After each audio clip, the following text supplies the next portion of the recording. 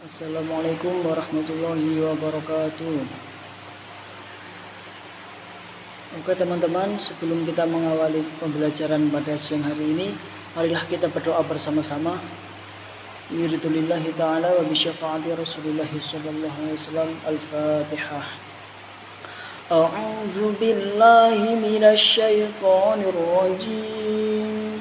Bismillahirrahmanirrahim. Alhamdulillahi rabbil alamin. Ar-Rahmanir Rahim. Maliki yaumiddin. Iyyaka na'budu wa iyyaka nasta'in. Ihdinas siratal mustaqim. Siratal ladzina an'amta 'alaihim ghairil maghdubi 'alaihim waladdallin. Rabbighfirli wa liwalidayya wa lil mu'minina amin. Berdoa selesai. Oke teman-teman, mari kita buka bab ke-8, yaitu mengenai peradaban Islam Indonesia pada pra kemerdekaan. Yang pertama yaitu yang A, teori kedatangan agama Islam di Indonesia. Ada banyak teori yang mengatakan bahwa Indonesia telah memiliki peradaban yang tinggi sejak zaman prasejarah. Bahkan ada sebuah filsuf yaitu dari Yunani yang hidup sekitar abad ke-4 sebelum Masehi, itu mengatakan bahwa kota atau negara dengan peradaban yang tinggi atau modern yang kemudian musnah dalam semalam oleh sebuah bencana alam yang sangat dahsyat, itu adalah negara Indonesia. Kembali ke teori kedatangan Islam di Indonesia ini, menurut para sejarawan, proses masuknya Islam ke Indonesia tidak berlangsung secara revolusioner, melainkan dengan berevolusi.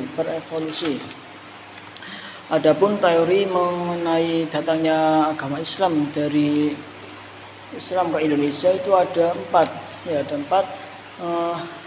yaitu yang pertama ada teori Mekah, ada teori Hujarat, teori Persia dan Cina. Yang pertama yaitu teori Mekah. Teori Mekah ini dikemukakan oleh Buya Hamka, atau lebih lengkapnya yaitu Haji Abdul Malik Karim Amrullah. Beliau ini adalah seorang ulama dan sastrawan terkemuka di Indonesia.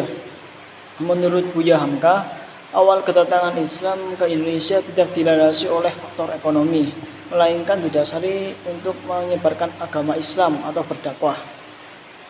Yang kedua yaitu teori Hujarat. Teori ini menyatakan bahwa Islam datang ke Indonesia berasal dari Hujarat, India pada kalau nggak salah pada tahun 7 Hijriah atau 13 Hijriah. Yang ketiga yaitu teori Persia. Teori ini dicetuskan oleh Husain Dajjal Diningrat. Beliau menyatakan bahwa datangnya Islam ke Indonesia berasal dari Persia, atau sekarang lebih dikenal dengan negara Iran. Yang keempat ada teori Cina. Teori ini menyatakan bahwa proses kedatangan Islam ke Indonesia, khususnya Pulau Jawa, berasal dari para perantau Cina. Dan warga Cina itu ke Indonesia memiliki 2 jalur. Dan yang B, agama dan kekuatan politik pada masa kolonialisme. Memasuki awal abad ke-20, masyarakat Indonesia mengalami transformasi sosial, politik, ekonomi, dan budaya.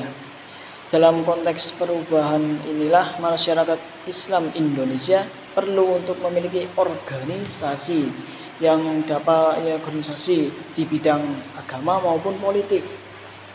Adapun organisasi dalam bidang keagamaan dan politik di Indonesia antaranya yaitu yang pertama ada Muhammadiyah. Muhammadiyah ini didirikan oleh Kiai Haji Ahmad Dahlan pada tahun 1912. Dan yang kedua ada Persis atau Persatuan Islam. Organisasi ini didirikan pada abad ke-20. Dan yang ketiga ada NU. NU ini adalah organisasi terbesar, satu-satunya organisasi terbesar di dunia yang berpusat di Indonesia. NU ini didirikan oleh Hadratus Syekh Kiai Haji Hasyim Asy'ari pada tanggal 13 Januari 1926. Dan yang terakhir ada Masyumi. Organisasi ini didirikan pada tanggal 24 Oktober 1943. Dari teman-teman, dari siswa-siswa, apakah ada yang mau bertanya atau kurang paham? Apabila tidak ada, marilah kita akhiri pertemuan pada siang hari ini. Sebelum saya akhiri, marilah kita baca doa kafaratul majlis bersama-sama. Bismillahirrahmanirrahim. Subhanakallahumma wa bihamdik asyhadu an la ilaha illa anta astaghfiruka wa atubu ilaik. Walhamdulillahi rabbil alamin. Wassalamualaikum warahmatullahi wabarakatuh.